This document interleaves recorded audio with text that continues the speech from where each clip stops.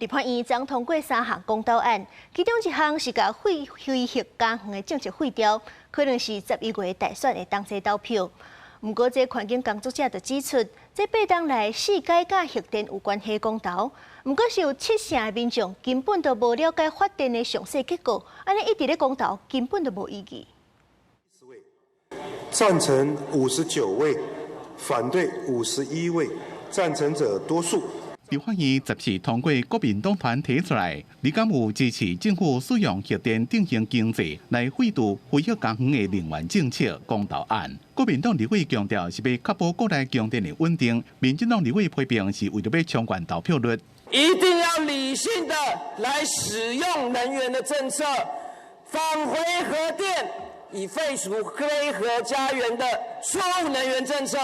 法制完全不完備，你們就為了衝整個選舉的選票，跟地方大選綁在一起，就是公投，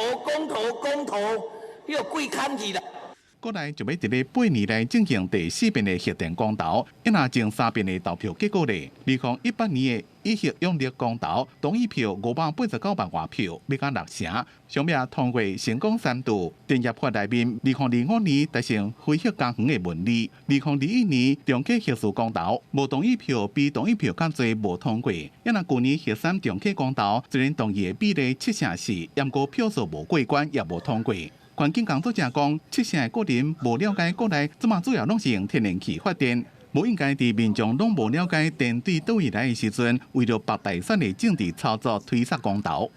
連最基礎的能源知識都還有全民的落差的時候，一直考試考一樣的考卷，坦白說也沒有任何的意義。全世界在這10年當中，也只有台灣為了核電投了這麼多次公投。學者講，在這份公布的未來10年電力供需報告，賴政府攏無講到核電，不過國內用電成長是愈來愈明顯，支持公投和政府明確的信息，社會要核電。至少明確的給政府一個訊息，大部分的民眾如果都支持，那政府是不是就應該要放棄非核家園？公投就變成一個必要的做法。去年核3重啟公投無通過，賴政府議員推殺重啟審查停書，在野黨希望用公投和政府更加明確表態。不過環境團體批評，這樣匆忙就進行核電公投，只是反映出集體擔心，和社會再一遍陷入政黨惡鬥的核電困境。